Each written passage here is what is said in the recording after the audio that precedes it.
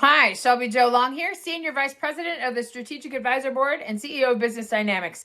I work with businesses on their communication, their culture, and their brand to help better align their practices with their customers and to just have a better and more fulfilling place to work.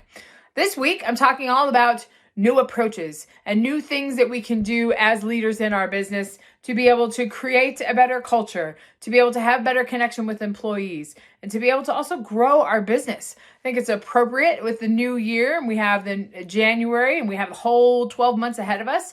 How can we make these little changes in our business to challenge ourselves to get into a new market, to create new strategies for our employees, to have something new? Always good to think about that. Today, I'm going to talk about our responsibility as a leader to connect with the culture that exists in our business.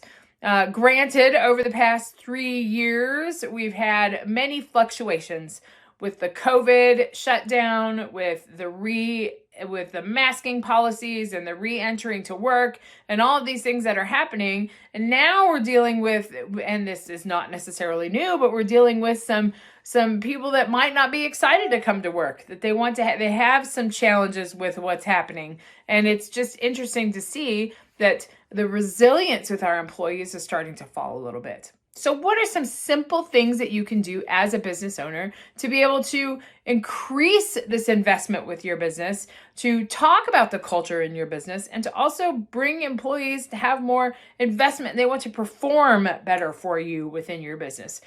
I think it's a good practice for you as a leader to invest in time in taking a cultural assessment of your business twice a year. It's important to understand how our employees are feeling, how our employees are understanding the demands of the business, but also how our employees are engaging with each other and how we're moving projects along together, but also how we're engaging with employees. Remember, your employees are the grassroots connection that you have to your customers. It's important to make an investment in them to help them become a part of that bigger movement.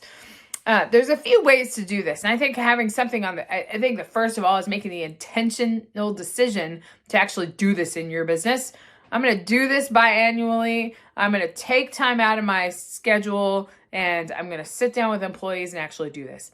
You or your C-suite or your leadership team, where are we at? What problems do we need to solve? I think just making that intention and setting aside time to do that is the first step.